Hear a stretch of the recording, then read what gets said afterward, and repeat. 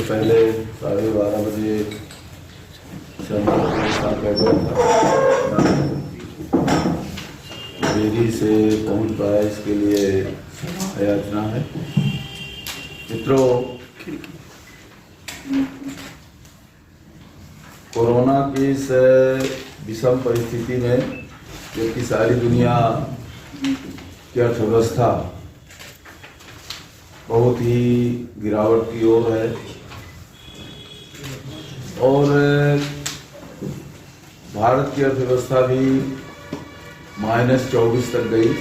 आप इस सबके कोई नई बात नहीं है, लेकिन और इसमें हमें आप सबको, पूरे देश को ये आशंका थी कि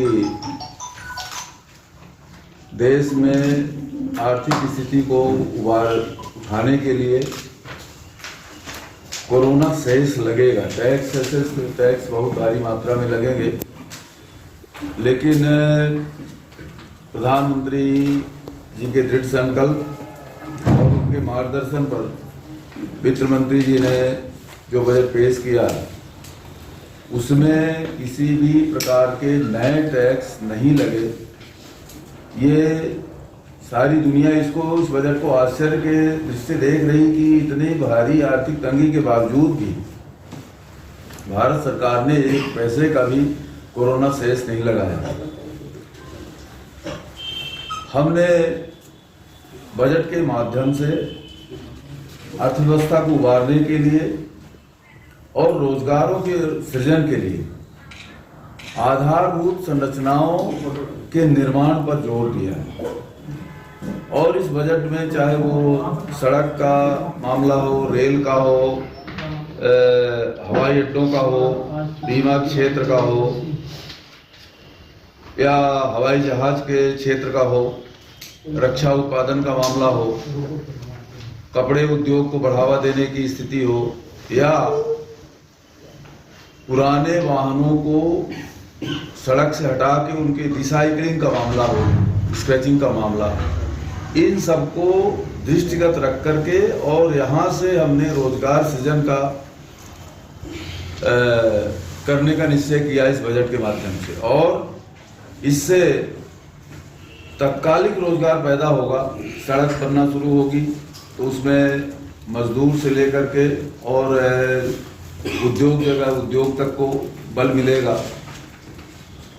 पुराने वाहनों को हटा करके और उनसे जो स्टील है, एल्युमिनियम है, तांबा है, उसको निकाल करके और फिर से रिसाइकिल करके और उन्हें एक मूल्यवान धातु के रूप में फिर से परिवर्तित कर उनके माध्यम से फिर से वाहनों का निर्माण करने की जो नीति अपनाई है, उससे ऑटोमोबाइल सेक्टर में ही 50,000 रोजगार पैदा होंगे और करीब 15,000 करोड़ रुपए आएंगे। तो इस तरह से मैंने एक उदाहरण में दे रहा हूँ। बाकी स्वास्थ्य के क्षेत्र में जिस तरह से 137% का इजाफा हुआ बजट में, वो अपने आप में अभूतपूर्व है। वो केवल स्वास्थ्य सेवाओं में ही नहीं, उसमें भी रोजगार का सृजन होगा। कृषि के क्षेत्र में एक ऐसी अफवाह फैली कि बजट को पढ़ने की तुरंत बाद जो लोगों के कमेंट आए कि तो जो है पेट्रोल और डीजल में टैक्स लगा दिया है, इसलिए पेट्रोल और डीजल की कीमतें बढ़ेंगी सेस के माध्यम से। पर आपने देखा कि एक नए पैसे की वृद्धि पेट्रोल और डीजल में नहीं हुई और वो जो 4% का सेस है वो भी एग्रीकल्चर के क्षेत्र में जाएगा और उससे आधारभूत संरचनाओं का कृषि सेक्टर को बढ़ाने में मदद मिलेगी। कृषि क्षेत्र में लिक्विडिटी बढ़े, इसके लिए 19 लाख करोड़ रुपए के ऋणों की व्यवस्था की गई है। तो इस तरह से जब संपूर्ण रूप से अगर हम बजट के मामले में देखें, कृषि के क्षेत्र में अकेले एमएसपी का सवाल है तो आपके साथ हमने वो इंक्लोजर लगाया है। 13-14 में कपास की एमएसपी की खरीदी 90 करोड़ रुपए की हुई और आज अब इस वर्ष अभी खरीदी हो रही है 25,000 करोड़ रुपए से ऊपर की एमएसपी में कपास खरीदी गई। दाल, धान, गेहूं, तिलहन का भी है कि वो किसी में 200% की एमएसपी बढ़ी है, किसी में 400% एमएसपी बढ़ी है। तो इस तरह से हमने एमएसपी के माध्यम से किसानों की फसल खरीदने का, उनको उचित मूल्य मिले, इसकी व्यवस्था की। 1000 मंडियों को हम ई-नैम प्लेटफॉर्म से जोड़ रहे हैं।